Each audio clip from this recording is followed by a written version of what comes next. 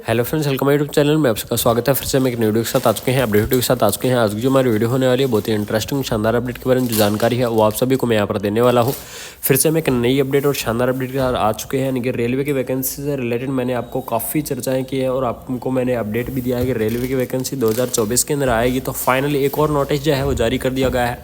ठीक है, रेलवे की तरफ से एक और नोटिफिकेशन जारी किया गया है। कहाँ से नोटिफिकेशन जारी किया गया है, इस नोटिस के अंदर क्या रहने वाला है, सारी चीज़ों के बारे में यहाँ पर जो डिस्कस है वो मैं करने वाला हूँ। यानी कि वीडियो को वैकेंसीज के बारे में कंप्लीटली डिटेल आपको मैं यहाँ पर देने वाला हूँ, क्योंकि आपके लिए बड़ी खुशखबरी यहाँ पर देखने को मिल रही है। एक और नोटिस जारी किया गया है, उसके बारे में हम यहाँ पर आपको इन्फॉर्मेशन देना जरूरी था, तो उसके बारे में यहाँ पर चर्चा कर लेते हैं। यहाँ पर देख लीजिए, government of the India, ministry of the railway, यानी कि रेल मंत्रालय या फिर रेल बोर्ड की तरफ से यहाँ पर जो नोटिस है वो जारी किया गया है। ठीक है, कब जारी किया गया था? 19 दिसंबर को ये नोटिफिकेशन है, ये जारी किया गया था। इसके अंदर लिखा क्या है वो चीज़, इसके बारे में हम चर्चा करने वाले हैं।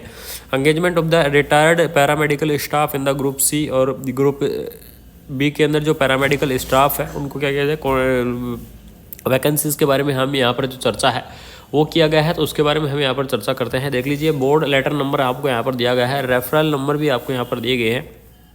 ठीक है, इसके अंदर क्या चीज़ लिखी हुई है उस चीज़ के बारे में हम थोड़ा सा आप सभी को बता देता हूँ कि retired employ through the selections with a well laid down object criteria for the evaluations में be reengage in the following categories of the paramedical requiring specially skill the vacancies in the each. यानी कि इसमें ये कहा गया है कि जो कैंडिडेट यानी कि रिटायर्ड जो एम्प्लॉय है, ठीक है, जिनका जो कैंडिडेट क्या है रिटायर्ड हो चुके हैं, जिन कैंडिडेटों को यहाँ पर रिटायर कर चुका गया है, रेलवे की तरफ से रिटायर किया गया है, उन कैंडिडेटों के बारे में यहाँ पर कुछ कहा गया है। ठीक है, in the event of the unavailability of the retired staff and vacant post may through the engagement of the candidate from the open market through the GeM portal. यानी कि इसमें क्या है, जो जैम पोर्टल के माध्यम से यहाँ पर मांग की गई है, यानी कि वैकेंसीज को भरने की यहाँ पर प्रयास किया जा रहा है। किसकी तरफ से? रेलवे बोर्ड की तरफ से। वो चीज़ क्या गया है उस चीज़ के बारे में हम यहाँ पर डिस्कस करेंगे। इससे पहले देख लीजिए यहाँ पर जो पोस्ट है वो आपकी कौन कौन सी रहने वाली है।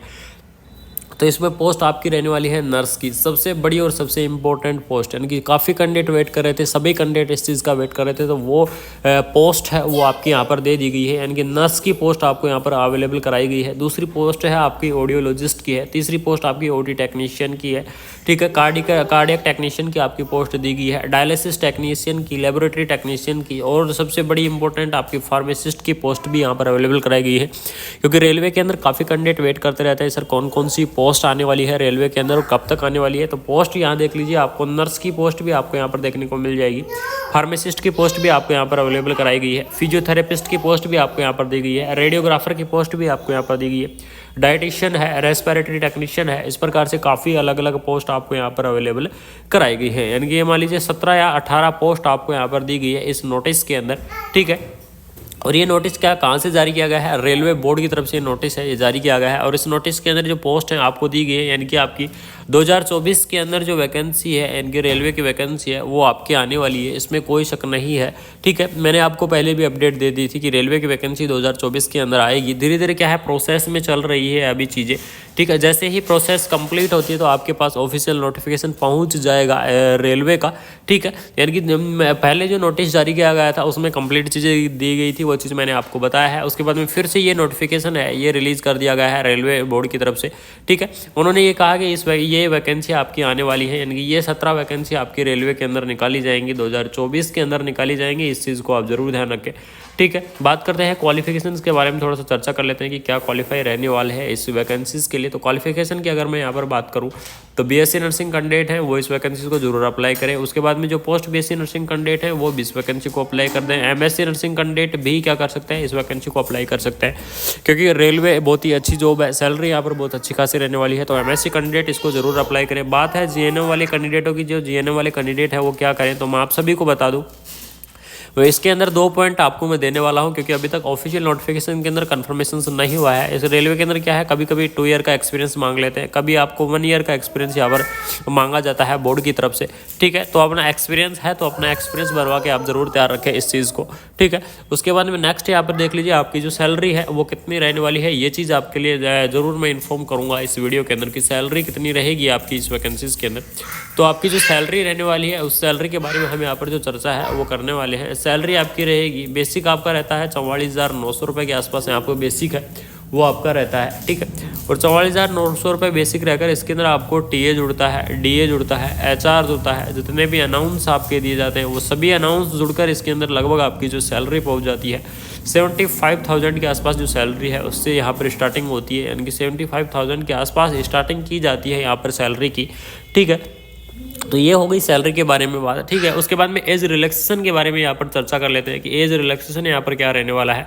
तो एज रिलैक्सेशन आप देख लीजिए, जो ओबीसी कैटेगरी है, ओबीसी कैटेगरी के लिए आपको यहाँ पर 3 साल का एज रिलैक्सेशन रहेगा। एससी एसटी कैटेगरी है तो एससी एसटी कैटेगरी के लिए आपको 5 साल का यहाँ पर एज रिलैक्सेशन है, वो आपको देखने को मिल जाएगा। उसके बाद में नेक्स्ट बात करते हैं पीडब्ल्यूडी कैटेगरी के बारे में, यहाँ पर थोड़ा सा डिस्कस कर लेते हैं। तो जो पीडब्ल्यूडी कैटेगरी है, पीडब्ल्यूडी कैटेगरी के लिए आपको 10 ईयर का यहाँ पर एज रिलैक्सेशन है, वो गवर्नमेंट की तरफ से आपको दिया गया है, यानी कि एज रिलैक्सेशन आपका अच्छा खासा यहाँ पर रहने वाला है। अब जो मेन और सबसे इंपॉर्टेंट बात आती है कि वैकेंसी आपकी कब तक आने वाली है। तो वैकेंसी आपकी कब आएगी, 2024 के अंदर वैकेंसी आएगी। और ये मैं आपको बता दूं कि 2024 मिड के अंदर आपकी यहाँ पर जो वैकेंसी है वो आने वाली है, ठीक है। यानी कि मिड 2024 के अंदर आपको वैकेंसी देखने को मिलेगी रेलवे की।